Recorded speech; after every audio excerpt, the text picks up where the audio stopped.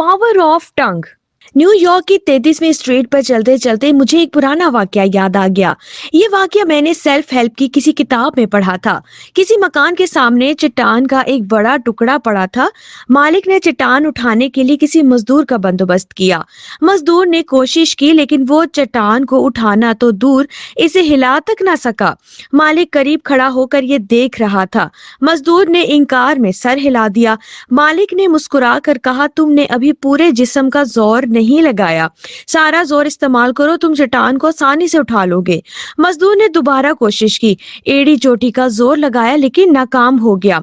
मालिक ने हंसकर कहा, तुमने बेशक कोशिश की लेकिन तुमने अभी तक पूरे जिस्म का जोर नहीं लगाया।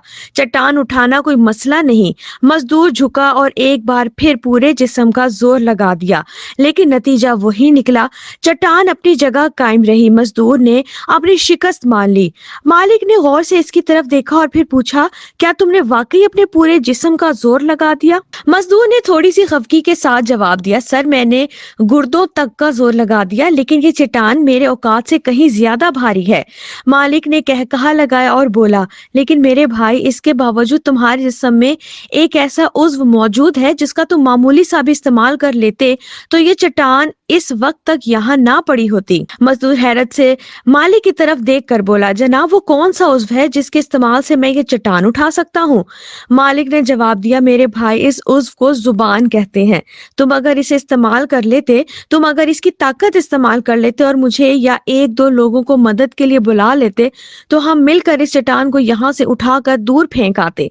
लेकिन तुमने जिस्म के तमाम अज़ा इस्तेमाल किए, पूरी ताकत खर्च कर दी, लेकिन अगर इस्तेमाल नहीं की तो जुबान की ताकत इस्तेमाल नहीं की। चुनाचे एड़ी चोटी का जोर लगाने के बावजूद तुम चट्टान नहीं हिला सके। हम न्यूयॉर्क की 33वीं स्ट्रीट पर घूम रहे थे। हमने वहां से सेंट्रल पार्क जाना था और सेंट्रल पार्क से मेट्रोपॉलिटन म्यूजियम। मेरी बेटी न्यूयॉर्क में फैशन पढ़ रही है। इसे क्रिसमस की छुट्टियां हैं। मैं चंद दिन इसके साथ गुजारने के लिए न्यूयॉर्क आ गया।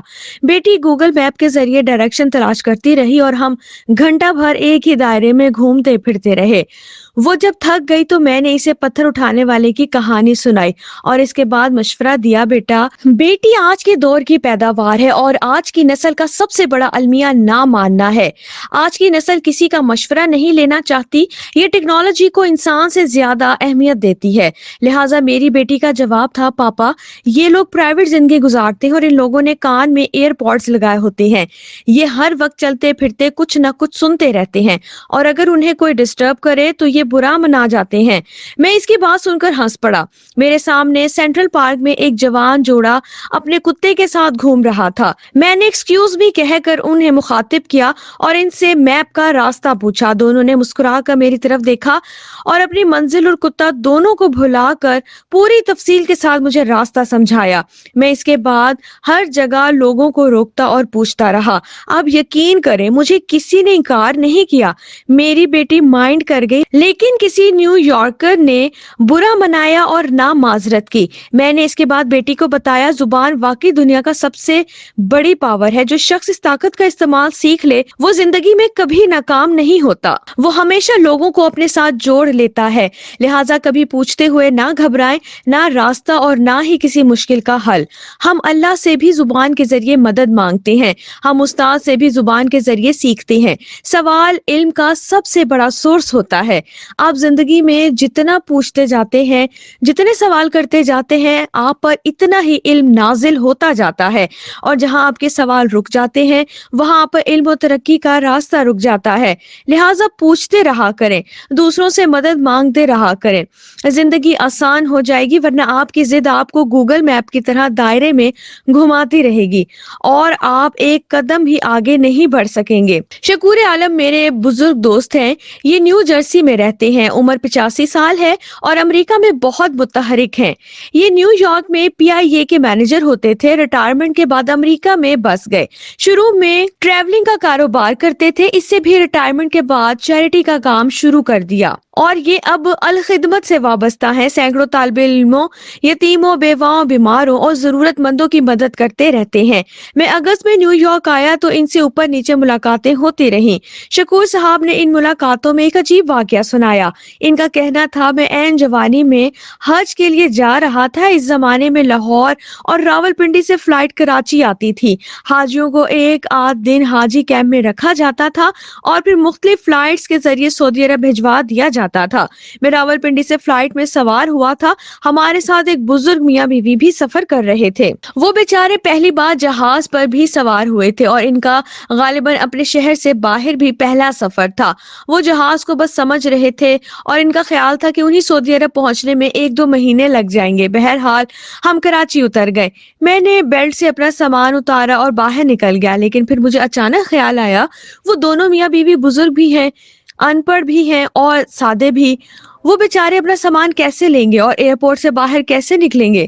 چنانچہ میں واپس ایئرپورٹ کے اندر چلا گیا۔ میں نے وہاں عجیب منظر دیکھا۔ وہ دونوں میاں بیوی گوٹ مار کر زمین پر بیٹھے تھے اور بیلٹ پر ان کا سامان چکر کھاتا جا رہا تھا۔ ہال میں ان کے علاوہ کوئی نہیں تھا۔ میں ان کے پاس گیا، ان کا سامان بیلٹ سے اتارا، سہارا دے کر انہیں اٹھایا اور انہیں اپنے ساتھ لے کر باہر کی طرف چل پڑا۔ تھوڑی دیر چلنے کے بعد بابا جی نے اماں سے کہا، میں نے تمہیں کہا تھا نا کہ کوئی نہ کوئی اللہ کا فرشتہ آئے گا اور ہمیں حج کروا دے گا۔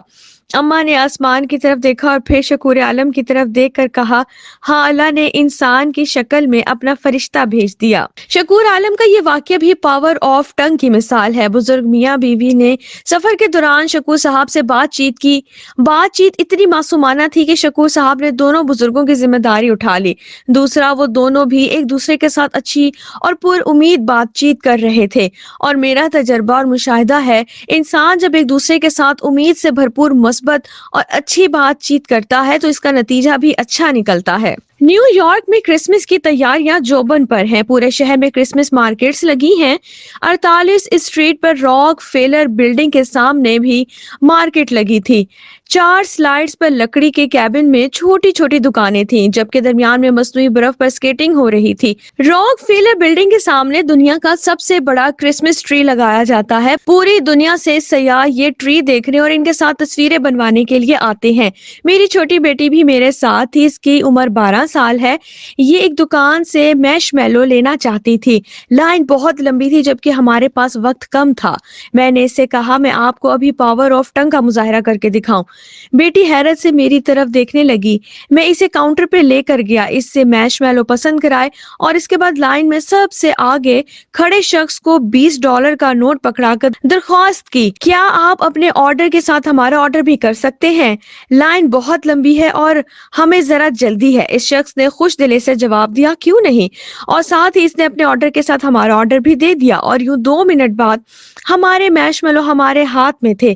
میں نے اس اجنبی شخص کا شکریہ ادا کیا اور اس کے ساتھ بیٹی کو مشورہ دیا، دیکھو، ہم نے چند لفظوں کی طاقت سے ایک اور پتھر اٹھا لیا، لہٰذا بیٹے بات کرو، دوسروں کی ہیلپ لو اور مدد مانگنے والوں کی مدد کرو۔ زندگی کا سب سے بڑا سبق یہی ہے۔